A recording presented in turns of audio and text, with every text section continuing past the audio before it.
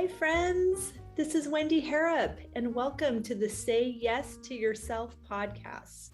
On the Say Yes to Yourself podcast, you'll hear stories from women just like us who are adding the practice of saying yes in their daily lives in big and small ways, and as a result, are experiencing the truth that everybody wins when you say yes to yourself.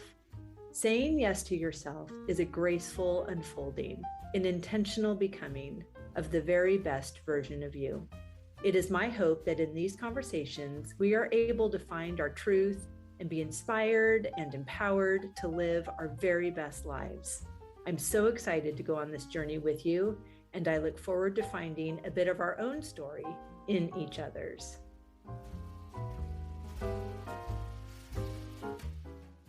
Bonjour, mon ami. Bienvenue dans le podcast. And happy Friday. I'm so happy to have you here. I'm so happy to be enjoying this beautiful summer in France. It's so fun. It's such a giant yes that I'm saying to myself. It's all so good. And I love that I'm getting to spend time with the jewelry school students who are saying yes to themselves, and to friends that are meeting me here at the chateau and spending some time here, which is a giant yes to both of us. It's all so good. And I would love to know how you are saying yes to yourself in this season.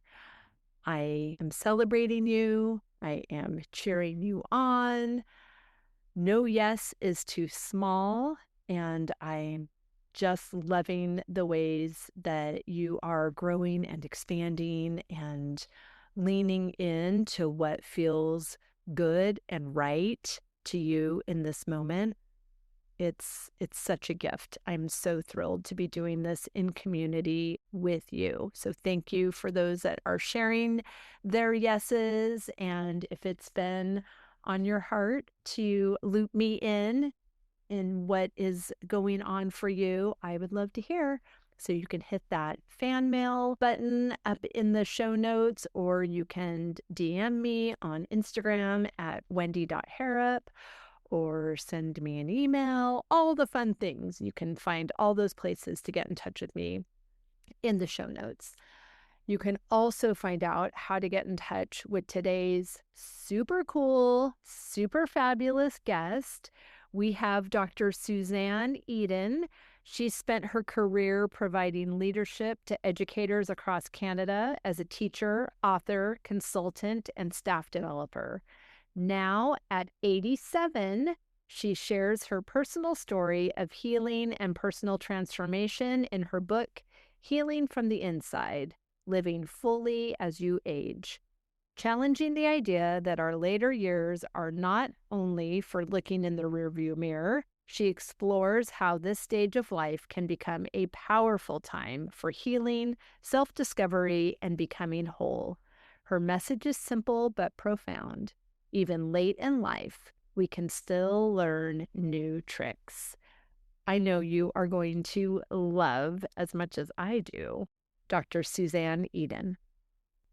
Susanne, I already know this is going to be an amazing conversation because we've already been chatting, and I've been sad that I hadn't already hit record. You are full of wisdom and life and joy, and I can't wait to have everybody experience the beauty that I have for the last few minutes.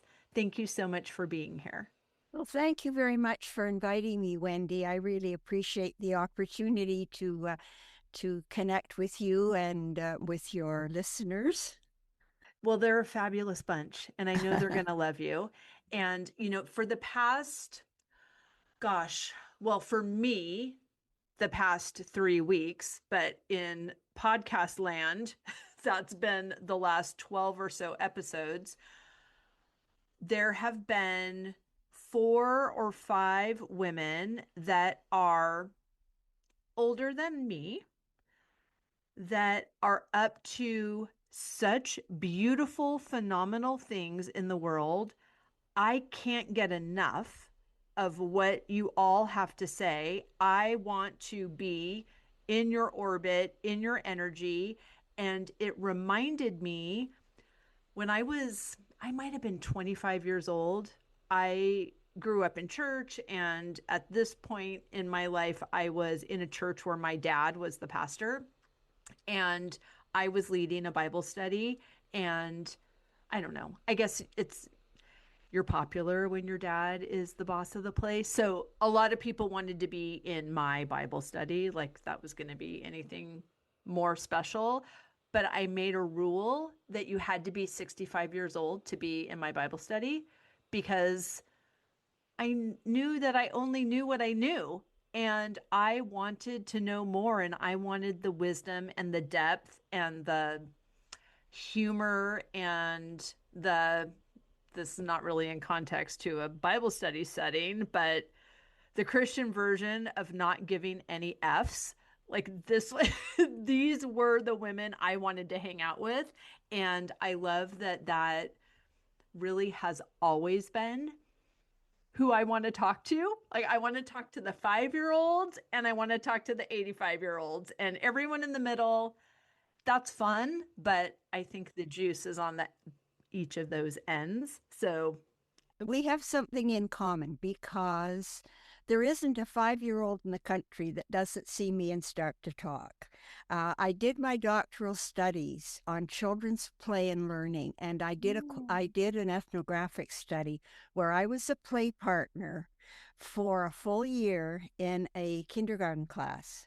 And I was so successful at them not seeing me as a teacher that one day when I took over from the classroom teacher who had been called out on a family emergency, they refused to stop their playtime because I wasn't the teacher. And as one little kid piped up and said, "And you're not even the mother."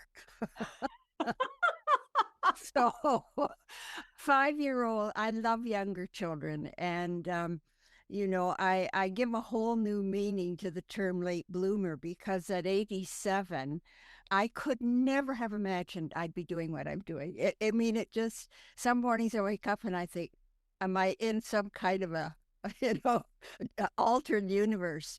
But it's possible. And that's the theme of my book. People often describe my book as such a hopeful book.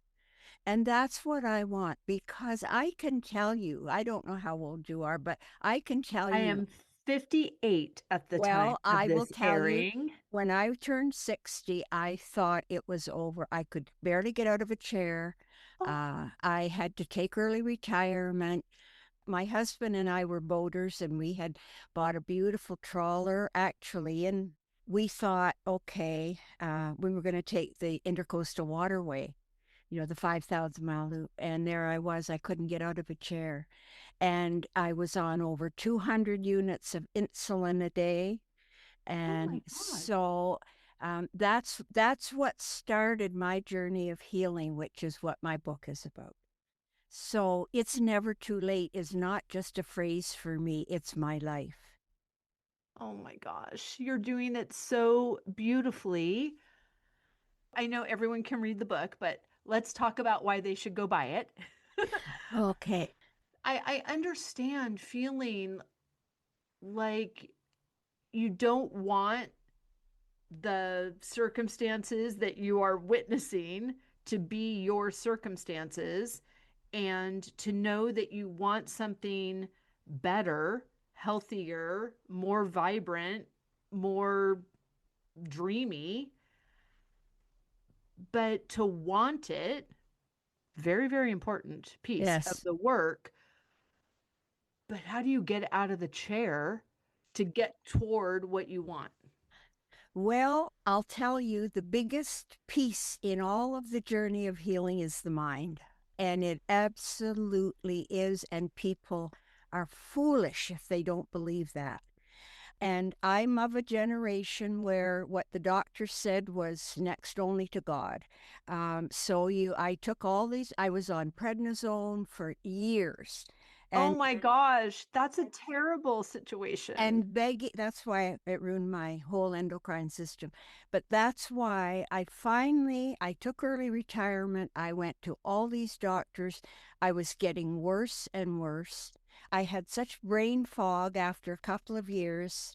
from controlling diabetes with diet and exercise.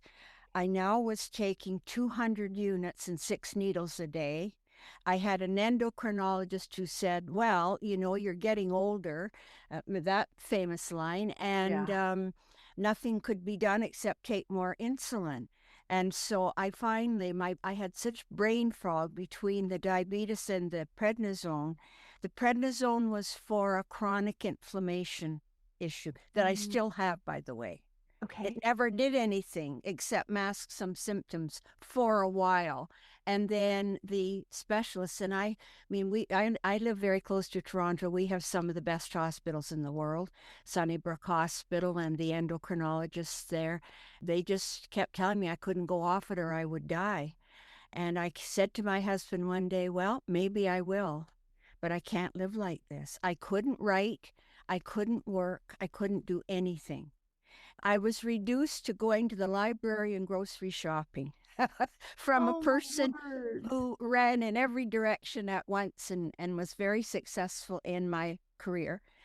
So I didn't intend to talk about this today. That's okay. Hey, everybody says that. That's okay. I'm eager to hear. But anyway, so how did I get out of the chair? So, it was willpower. There's no question.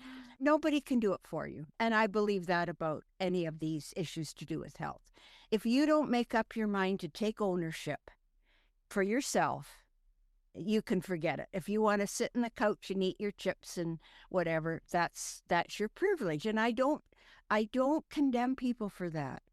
Not everybody is blessed with the kind of persistence and fortitude that I have.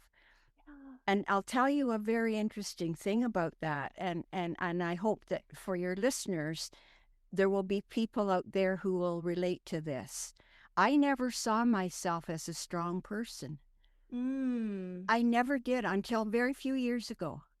And when I look back at it, like you say, it is quite amazing. But I'm not an extraordinary person. I'm an ordinary woman who had family responsibilities and have a busy job and things. So, but what happened was that once I decided, even I had a wonderful GP. She was just amazing. But she used to say to me, I'm a science-trained doctor, Susanne. So when I started looking into the alternatives, I never gave up on mainstream medicine. I still have a couple of wonderful doctors, especially for the diabetes.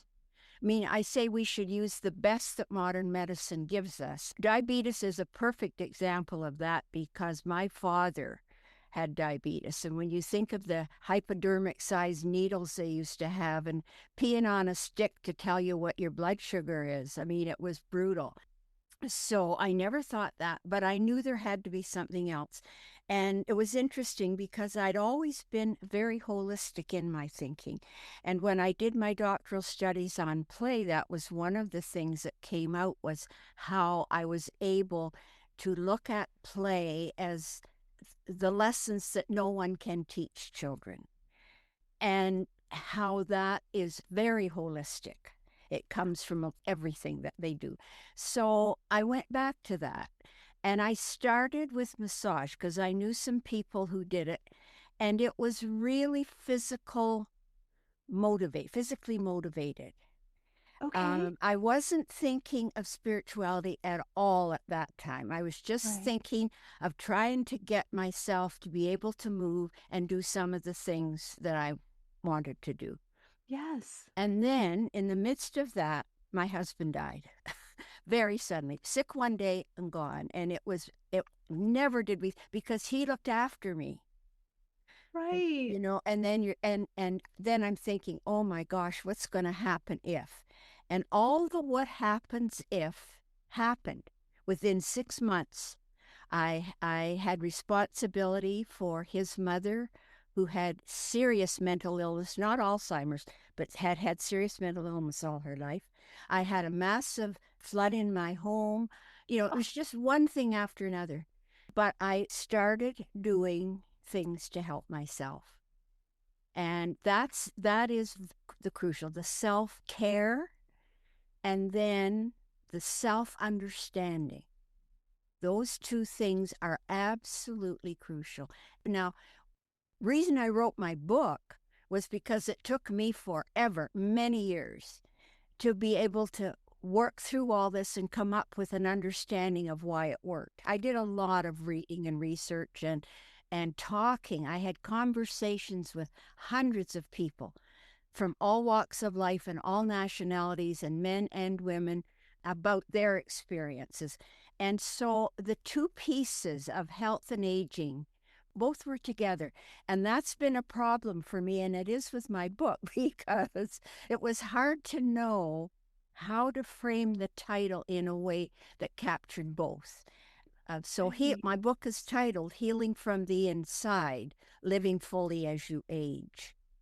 And it's that whole idea of when we do heal from past things, both physical, mental, and dare I say spiritual, that the root cause of all of our physical exactly. dis-ease. And I believe that. I truly believe that is where it lies. And treatment has to then not just be physical, as it is in Western medicine, but it has to have some way of going much deeper. That's why I got out of the chair. And I started very slowly and very skeptical. The first time I went to see an energy healing doctor, he was a chiropractor, and they do something called network spinal analysis, which is an energy healing treatment. And it comes out of chiropractic work. So that was very interesting. And when I went the first time, I thought, oh my gosh, what am I getting into, right? With the witch doctor. Well, yeah, maybe a little voodoo mixed in. I loved it. And I met these amazing, I'm going to say women, because they were all women in that practice at that time, although it wasn't supposed to be that. And their stories encouraged me. And that was my beginnings. And I've really experimented with different things. I love yoga. I don't do yoga. I've never been able to do yoga when I was skinny and whatever, because I just can't do it very well. But I do some chair yoga. Now, but Reiki and all of the different things. So that's why I decided, when pandemic came, I was going to just do a blog because I couldn't face, I've written books before, but they were in education. Okay. And here's me, with a going off the deep end. Yes, that's right. And that's again something I want your women listeners to hear is don't be afraid to try, reinvent yourself. There's lots of selves to be brought to the fore, as it were. So I started this, but I felt that if I could take all that I had learned from all, and I met some wonderful people along the way, dietitians, chiropractors, massage therapists, garden variety women like myself who were, pushing the boundaries of what was expected for health and aging. And out of that came my book. The first reviews that I sent out, there was one that came back that was quite critical because I did not do any quantitative analysis. And I was prepared for that because when I did my study for my doctorate at University of Toronto, there wasn't a professor there who could help me do a qualitative study. So I had fought that battle years and years ago, and I don't apologize. This is a layperson's eye view of what it means to try to heal in a system that is so limited. Right. And did it work? Of course. Yes. At 87, I went to Italy this summer.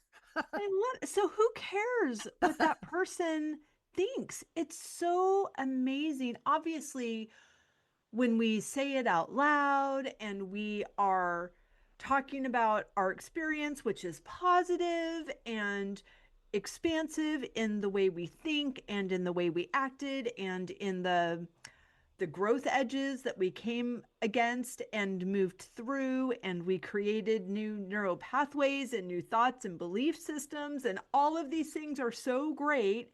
And then one review comes back from someone we know, or sometimes someone we don't know, who says, that's a bunch of woo woo and it doesn't work and whatever. Like that person who is miserable and sick, full of dis-ease, stuck in their own limiting story, and actually cannot tolerate this working for you because it requires them to rethink everything that they built their foundation on. And that is too painful. So instead, they're just going to lash out at you. Well, it's interesting because one of the things that I read before I joined this podcast was you asked the question, how are you saying yes to yes to yourself in this season? Yes. Please answer it. And I will tell you that this point talks to it because it took me years, and it was years to break down those old, what we would call at the university, the paradigms, the old sets of beliefs that hold us in our life the way and give us a stability in our life, because this is what we think and this is what's going to happen and so on. And it took a long, long time. And I came to it with a lot of appreciation and knowledge about holistic concepts. But if people take my book, and I have with every chapter a taking action. And because what I found when I started out, now you have to imagine this is 20 years ago, I found a lot of people talking about healing, but they would tend to take one piece of the pie. Again, as a holistic thinker, I'm always looking for the big picture. Always, always. Now that's fine if I change my diet, if I change my exercise, if I start meditating. But what happens? How do they fit together? How do all of those things come together in quote unquote a package that I could make it accessible to others? And that's what my book is. So it starts with understanding, and that, I mean, again, it starts in the mind. And it's these understandings, what I call reimagining health, reimagining aging. And I do a lot. I've just done some really interesting articles on that. And I've done some podcasts. I mean, you look at the amount of money we have in beauty products so that we don't look old. And so much of the healing stuff on health is because we don't want to walk like an old person. We don't want to. It's not about healing yourself and becoming the person you can be and should be and were meant to be. Right. It's about making you look better. And that's only one little part of the picture.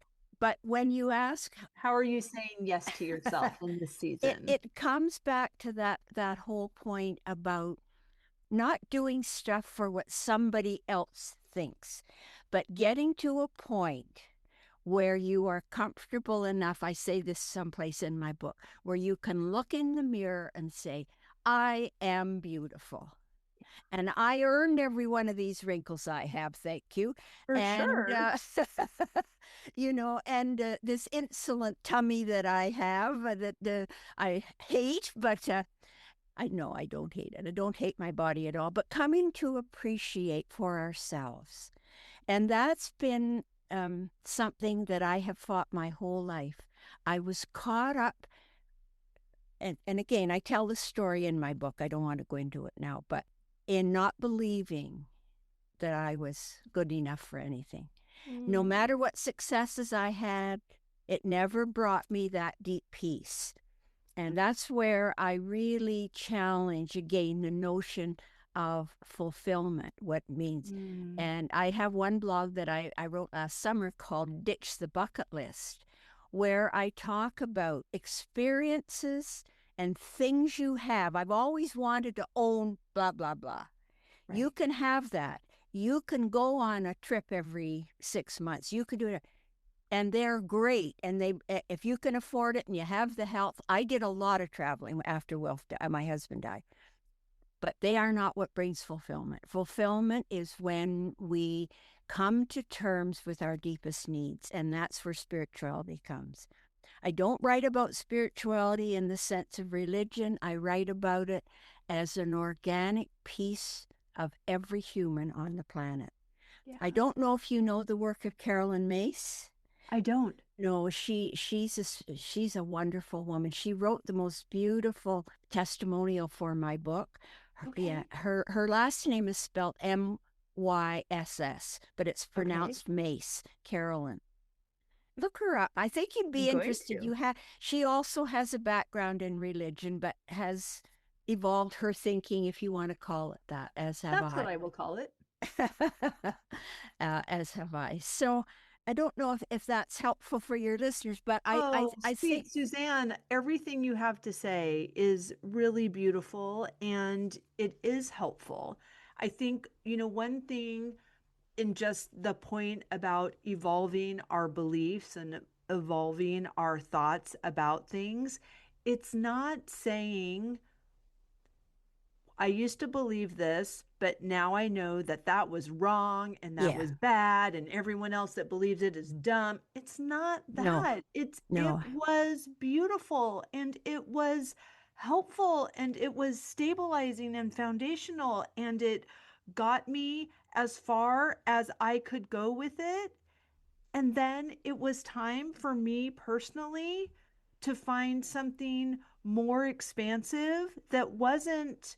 You referred to this earlier in saying that you came from a generation where what the doctor said, it was next to God. And my mom has the same philosophy of that's just how she grew up. That's her conditioning. The first time that she received a breast cancer diagnosis, she had it twice, survived both times. I said, well, we need to get a second opinion. And I remember her saying, a second opinion? That's a slap in the face to the doctor. Yes. Like, oh my gosh, sweet. And I don't even think when she said that out loud, I think she realized, oh, no, I don't actually believe that.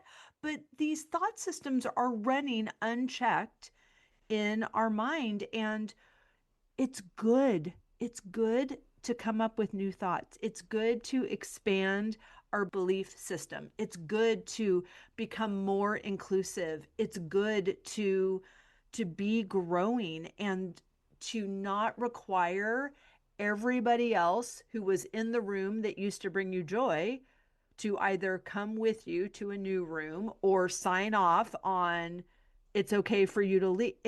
This is unconditional alignment. This is me being called by my inner wisdom to the next right step for me that, yes, impacts other people.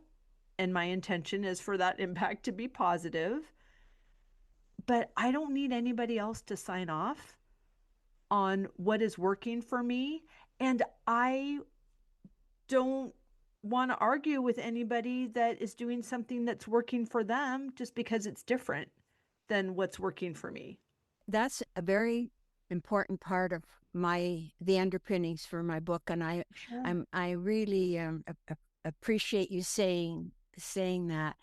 When people talk about my book as bringing hope, it's two things. It's, as you said, changing our thinking doesn't mean it was wrong. It means it's not right for now. Right. And the other big part, and I want to touch on this because I think it's central, is building on your strengths. When I started this, everything would be talking about releasing the old wounds and doing this and that. And I would read those things and I would agree with them, but I didn't know what it meant. And I didn't know how on earth I was going to go about doing that. Sure. And so I have done that. And it takes the time and patience. I'm working on two, not workbooks, but kind of like a workbook to accompany my book to help people take this journey. And one of them is on self-understanding, the very first one. And that one really targets the physical, but mainly the thinking. How do you begin to change your thinking? So there are, in each of it, there will be a reflection, a quote from the book or something like that. Then there's some things to do. So Sure. it's expanding the taking action that's at the end of every chapter. And the second one is the whole business of this organic spirituality that I talk about, and how do we wake up or rediscover, or whatever the word is, that part of ourselves that's been left out. When I started doing this, I couldn't find very many people who mentioned spirit. Mind and body was really big. Yeah. And we were understanding that, and that's easy. I mean, we know how our mind affects our body. If we're feeling happy, boy, our walk is completely different than if we've got a load on top of our head and we think today's the last day, right? Right. So we understand that body mind, but that's not all of it. Right. So it's how do we get inside? And that's what I call my transformational journal. And I love it. I started off with what was very popular, the transformational journal. And again, I still think that is a wonderful starting place, but that's not going to bring you fulfillment. Right. It isn't. Ah, It'll help you to change your mind, though. Right. And to find resonance and alignment with what would be fulfilling. Yes. You're exercising your knower, Yeah. and you can practice it in easy ways. What everything that you're talking about in creating these new thought systems, and what I'm saying about alignment, is that's what saying yes to yourself is. And you can't say yes to yourself if you don't know what you want.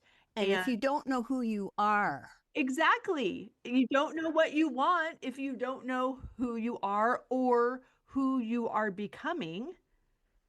And yeah. so it takes time, it takes space, it takes a decision. Like you said, you decided. And I believe that being ready isn't a feeling, being ready is a decision. Yeah. I mean, you can sit and wait forever and never make any changes, but I think comes a time. Now, I do think, like, if everything's going fine, we're not likely to get to start off on this. And it happens to everyone in different ways. That's why there's no recipe for this, but there's a lot of ways we can support our body's ability to heal. So I think that in that business of changing the mind, of reshaping the mind, the transformational journal, I talk of that as writing for understanding, not for Mm. communication. That's very much part of my master's studies were in psycholinguistics. I was always fascinated how children began to learn to read and write. And it was in New England that there was a huge movement. Donald Graves was the one who started it. I think maybe in Vermont he was. I forget now, but I followed the work. There was a little whole group of them who worked on that stuff through the 60s and 70s and 80s. I loved it. I brought a lot of understanding about the writing process and writing for understanding. And if people will just give it a chance, it guides you. It guides you. I started with thinking about what was good in my life today, what did I appreciate, and then I went to a presentation by one of my network spinal analysis doctors. He used to do a few lectures and things, and he was talking about birth and the effects on who we become through through in vitro and into early days of life. And that was a change. I came home that night and I sat down with my journal and I started to write about my coming into the world.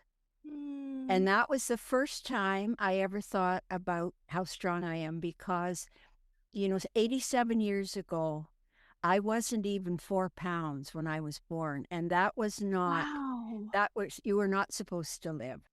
Right. And they always laughed, my aunts, about me when I was born because I was so little and so skinny, this little scrap of humanity, and that I just was determined to stay. And I've looked at other times in my life when I made some very difficult decisions. So the journal was the beginning for me of going to understand who I really am. Oh my gosh, that is so beautiful. Can you please share what would be a couple of journal prompts that someone could use to start this process? Okay, I think to begin to look, one of the first things I do is I in my this little book that I'm writing to accompany my other book, I talk about thinking about yourself. When are you at your best? Hmm. What is it you really do well? Yeah. That kind of thing. Start with thinking about your best self. Right. And then you'll move on to, oh yeah, but look at I do this. And of course you do that. And you do change those things. But Sure. don't start there. I say, we wouldn't get very far driving if we were looking in a rearview mirror all the time. 100%. Or at the floorboard because we're so Yeah. concerned with what is right now. Yeah. We want to look at where we're going. Now that what I would suggest if people are interested, now in my blogs, they're all things that support this journey of healing. And if people are interested, if they go to my website, they're there. And also, I have a wonderful young man. When we talk about our blessings, I have a wonderful young man. He's in his early 40s, who is a digital marketer. Oh, Never marketed a book before, but he's learning and he's very patient with this old woman, extremely patient. I love him. I tell him if I had a son, it would be him. So if they go there, what he's done is put the podcasts. When this one comes out, they will let me know, and we will get the link, and it will go onto my website. I have a perfect. whole section. And also, I've done about 12 articles as well as my blogs. And those articles are all being included. And there's one other thing, and I know we're almost out of time. You don't worry about the clock. My job. I had a very close friend from a way back in 1971 we met. And we were very close for a few years, and then we went different directions. And, as young women do, we get married and we go take jobs here and there. When I moved to where I am now, I'm in a condo. It's not a seniors condo, but there's many seniors here. I discovered that she lived here. No. So we hooked up again. Well, a year ago at Christmas, she told me that she had just been told that her colon cancer, had returned, Oh, and she had only a matter of months to live. That was a year ago this past Christmas. And then we talk about the mind. She is the classic example. She passed away about a month ago, but in October, I was visiting her, and I had asked her last August. We would have these conversations like you and I are, and we would talk about life and about how, because neither one of us have had a particularly easy life. We've had success, but it's been, we've had our issues. And she's had to deal with this cancer and stuff. So I asked her, could I do a video? And she said no. She didn't feel comfortable, and I respected that. Disappointed. sure. So in October, I'm sitting at her kitchen table, and we were having this wonderful talk. And I asked her again, and she said, I can, Susanne, and I will. So I just handed my phone to her sister, who is her caregiver, and we recorded a conversation. Well, it was so beautiful. I had a professional videographer put it together for me, and it is on my website. And it's called gorgeous. The Final Journey. And what she talks about there is what she learned through it, what she needed, what the role of her sister. And it is a beautiful video. So again, it's on there. It's under conversations, because one of the things I'd like to do is a little series called Conversations with Susanne, and interview I have several different people I'd love to have talks with about different things. But that one just happened to be death. And people don't usually talk about their dying. Right. And a week before she died, we had a 3/4 of an hour conversation, and she was as bright. We laughed, we joked, and she was in such pain. But what I'm going to do is a short one with her sister. Oh, beautiful. As a follow-up. I want people to hear her last day. It is so beautiful. Oh. And then also I will ask her to talk about, as the caregiver, Right. What did she learn? Oh my gosh, Susanne, that is so beautiful. So those things are all on my website. Yes, please tell everybody what the website is. Very simple. I spell my name, Susanne, like this: Susanne, and then my last name is Eden, Eden. So it's SusanneEden. There's 2 E's in the middle, .com. All right. And they can get the blogs. The newsletters are not there. Those are ones we just send to people. If you sign up for them, you can get them. Okay. The newsletters are kind of fun. They're short, and we give any other information, and I do recipes from what I call my forever diet. Perfect. And they are all anti-inflammatory, and diabetic for diabetics. So those were my 2 health issues that I was addressing through diet, and so I have that. Oh, well, we will link that down in the show notes. I have loved this conversation, Susanne. Thank you for being wonderful, and I cannot wait to play again. I hope so, and I would love to meet you sometime. Fantastic. That's my favorite.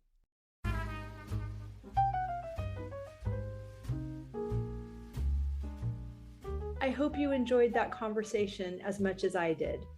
As always, any links or notes mentioned can be found at phineaswrighthouse.com in the podcast section of our site, or in the show notes below. And if you haven't connected with me personally, come find me on Instagram at Phineas Wrighthouse and let me know you listened to this episode. I'd love to get to know you. Thank you for sharing this time with me. I know your days are full, and I'm really grateful that you chose to spend some of your precious time right here. Be sure to subscribe to the podcast so you don't miss any of these delightful conversations. I'll see you next week.